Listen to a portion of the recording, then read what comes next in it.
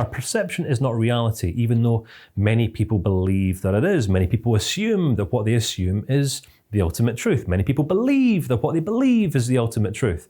Many people feel that what they feel is the ultimate truth. Many people think that what they think is the ultimate truth. But as NLP practitioners, if we want to be effective, and if we actually just want to become effective human beings in the context of our relationships and interactions with other people, in whatever context, personally, socially, or professionally, it's imperative that we become absolutely grounded in our understanding that our perception is not reality.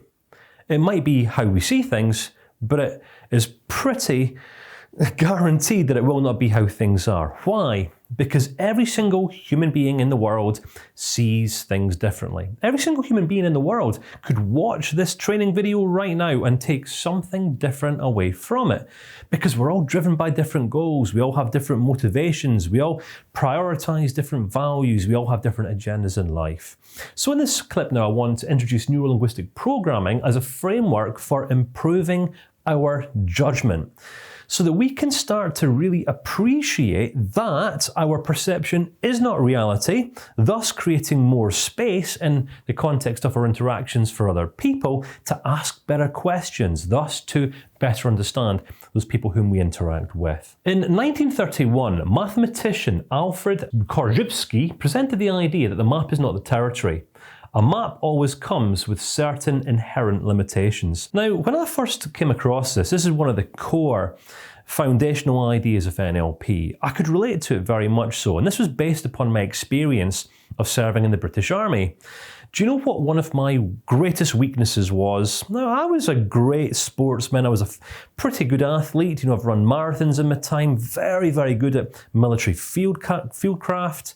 Military tactics, strategy, all that sort of things, weaponry. I was phenomenal at all these things. But the one area in which I let myself down, well, there was actually two areas. One of them was drill, marching around. He used to see me teddy bearing at regular occasions. And the other one was map reading. Now, this was before the days of GPS, all right? This is when we used to have compasses, right, with 360 degrees, or what was it they used to have in the military compasses? Sorry, can't remember. It slipped my mind. And then we used to have maps. And I can remember it was a training exercise that I'd gone on.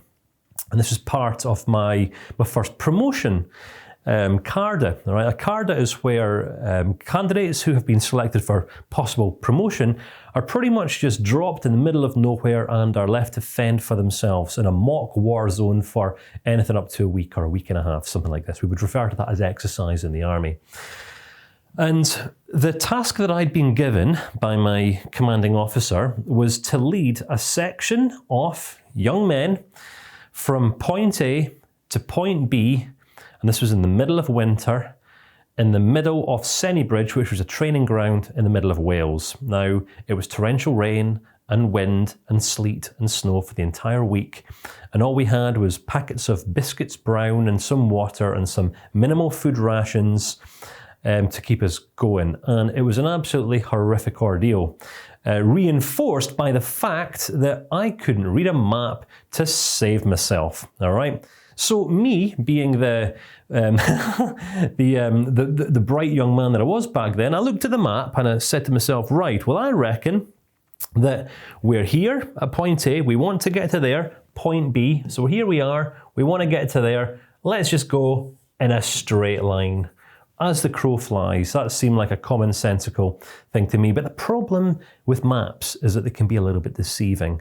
Because what the map didn't spell out for me was that there were a couple of hills, there was some marshland, there was a couple of streams, there was some woodlands and some forestry. So what I assumed would take us around about 24 hours, to get from point A to point B, ended up taking us around about 3 days. And guess who was Mr. Popular with the rest of the section of guys? That's right, it most certainly wasn't me. And I tell you this story to impress upon you more than anything else, that the map is great for giving us a general sense of orientation or direction, but it does not give us all the specific details that we need to make wise and well-informed decisions in life? Are you following on? Now, appreciate I'm speaking in some ambiguities here. Reason being is because I don't want to box these ideas in to any specific application, right? It's important that as teacher, I communicate ideas on a high level so that you can apply in whatever way you feel necessary. You with me? So the map is not the territory. A map can be completely inaccurate without us even realizing it. All right? When we're reading or looking at a map, and a map, just so I can connect a few dots here for you, can sometimes be the snapshots that we have in our minds. That's sometimes the maps that we actually live our lives by. You know, when we are talking about what we like, what we don't like, why some things are good, why some things are bad, why some people might be good, or why certain types of people might be bad, we're referring to the maps that have already been created in our lives, i.e. the snapshots. We have all of the snapshots, and we're connecting all the dots, and we're arriving at the conclusions and the assumptions that we arrive at. But what we aren't always going to be aware of are the parts of the map that are completely inaccurate, where we have perhaps put 2 and 2 together and come up with 63, or put 7 and 4 together and come up with 196. Are you catching what I'm cooking? Are you hearing what I'm saying? A map is always going to be a reduction of the territory that we're looking at. So when you're looking at a certain course of action that you might take in your life, you might have an idea inside of your mind on how, the process is going to unfold, but it's just an idea. It's just a notion. It's just a concept. You have no way of ever possibly knowing until you set course and actually take some action steps. Maps leave out the specific and the important small details, and it's the important small details that we need to make the wise decisions on a day-to-day basis. All right, such as if I'd known that there was going to be, around about a kilometre of marshland, what I would have done was I would have taken a different route. It would have been wise for me to say, right, okay, marshland is in here, and it's the middle of winter, and we certainly don't want to go through that. So let us just recalculate, find a new route to take, and the destination remains the same. Remember that, but it's just the route that we take to get there.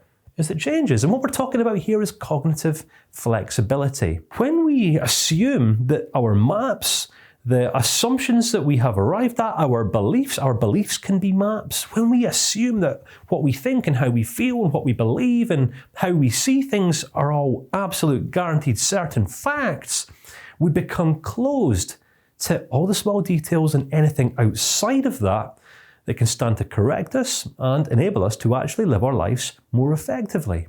So it is good, it is wise to remain open and acknowledge that the map isn't the territory. The map is just the map. I can have a map in my hand right here, and it gives me a general orientation of the territory, but it's not the same as the territory.